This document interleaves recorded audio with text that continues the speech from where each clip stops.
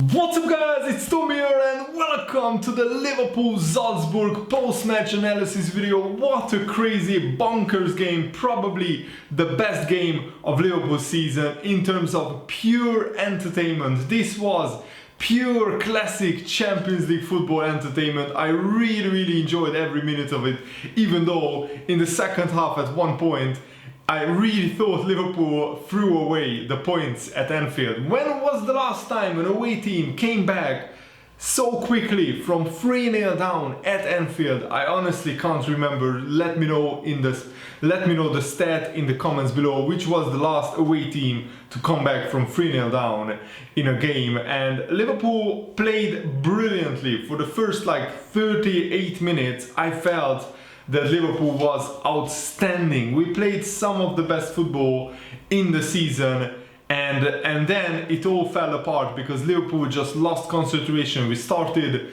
playing with too much arrogance. I think maybe Liverpool, the Liverpool players in the back of their minds thought at 3-0 it's game over. It was all a little bit too easy, too comfortable. But you should know that this Salzburg team is actually a class team. Even though they were massive underdogs today, they went to the Europa League semi-finals last year, and also the way that they dismantled Genk in the first game 6-2. I mean, they are actually a very good side, and they quickly reminded Liverpool that this is the Champions League. You cannot lose concentration like that. So I think that Liverpool was taught a very harsh lesson today without dropping points, and I think that's the key.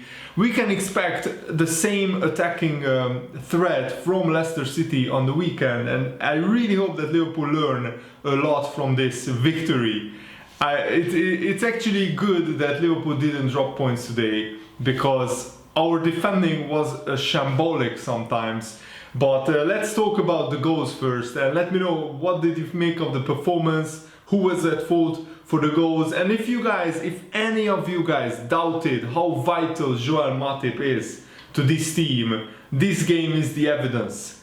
Without Joel Matip, Liverpool were very suspect defensively. Joe Gomez lost, I think, Minamino for the second Salzburg goal. By the way, Minamino put in one of the best individual performances from an away player at Anfield that I have ever seen. I'm not sure if anything comes close in recent memory, but Minamino was a top class player, and this Salzburg team has an average age of just 22, and they played really well. After 39 minutes, they really gave Liverpool a big scare.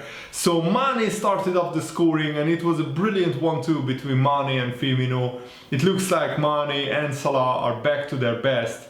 Firmino was a little bit off color today, but Mane and Salah were brilliant, and we really needed them, to be honest, because without them Liverpool could have easily lost this game. So Mane plays a quick 1-2 with Firmino. He goes into the box, slots it home past the goalkeeper, and then Andrew Robertson scores his first goal in the Champions League, and what a great goal it was.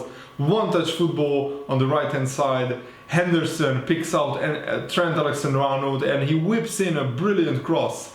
First time, and guess who is in the striker's position? Left back Andrew Robertson, and I'm just so happy for the Scottish young left back, because he really deserved this goal. He was working so hard for many weeks, many months, and it's just the words that finally he gets a Champions League goal.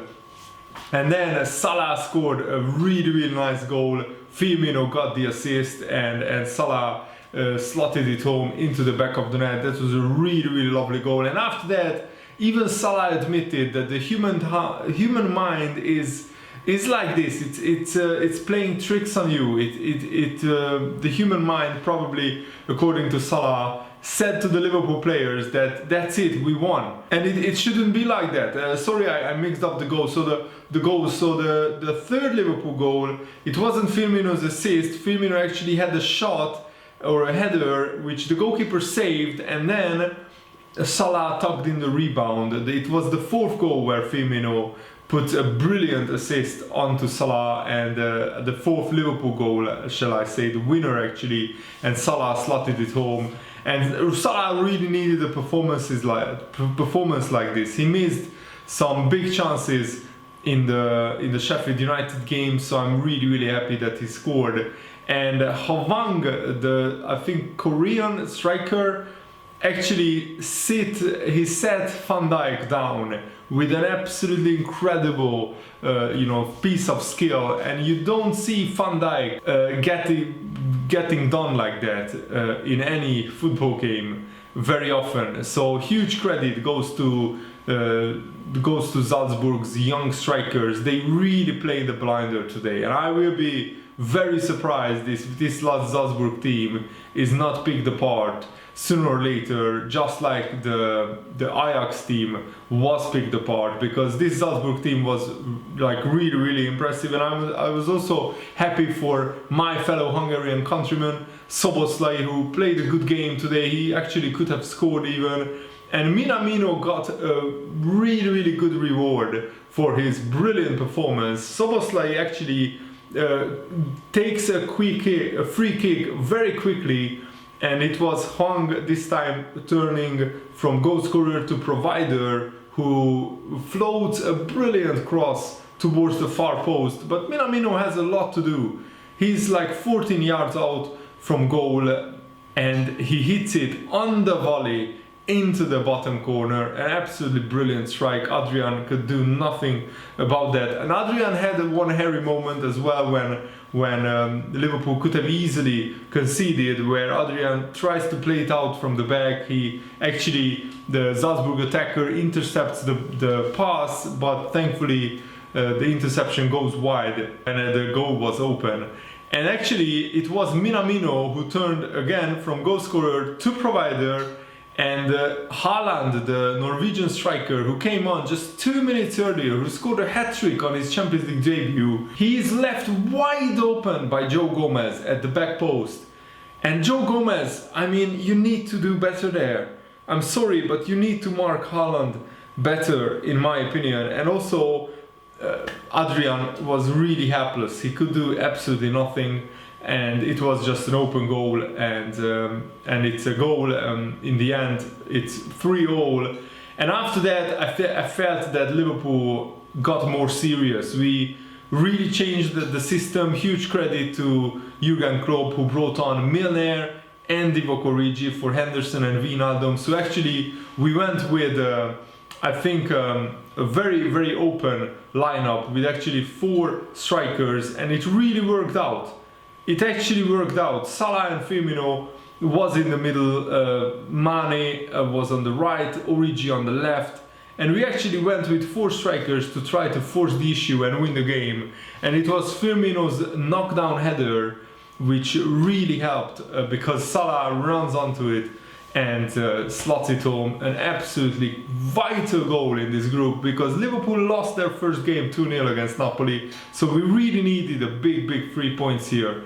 And this group will be fascinating, because Napoli actually, to my and the many people's surprise, didn't win in Belgium. Genk, who lost 6-2 to Salzburg, could hold on to a 0-0 draw against Napoli, and that was actually an even game. I didn't see the highlights yet, but according to the stats, Genk had as many chances as Napoli, and that means that Liverpool are only 1 point away from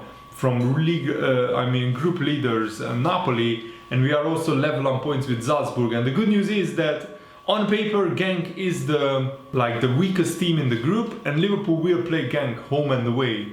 But the next game is against Genk away from home, and I think it's absolutely massive that Liverpool need to win that, because if we win that and then if we beat Genk at Anfield, which I expect Liverpool to do, then we will have 9 points, and then we go to, I think, Salzburg, and then we host Napoli. And I want Liverpool to get this qualification done and dusted, because if we need a win against Napoli at Anfield in the last game, we can do it, but it will be difficult, because this Napoli team is potentially even better than last season's Napoli team. But let me know, what did you make of Liverpool's performance? I think going forward Liverpool were great. We actually missed some big chances, especially Firmino is guilty of maybe sometimes not shooting quicker. He maybe wanted one skill move too much, one skill move too many to do today. But that's not a criticism of Firmino, it's just an explanation of why Firmino couldn't get on the score sheet. Maybe he wasn't like 100% sharp. And also Mane had a glorious opportunity where Trent Alexander-Arnold whips in a corner, quite similar to the Barcelona legendary Trent goes to the corner when corner taken quickly, Origi! You know the legendary commentary where Liverpool won 4-0 against Barcelona. Today, Trent Alexander-Arnold whips in a corner and Mane is right at just ahead of the goalkeeper, in front of the goal, like 2 or 3 yards out, and he misses a free header.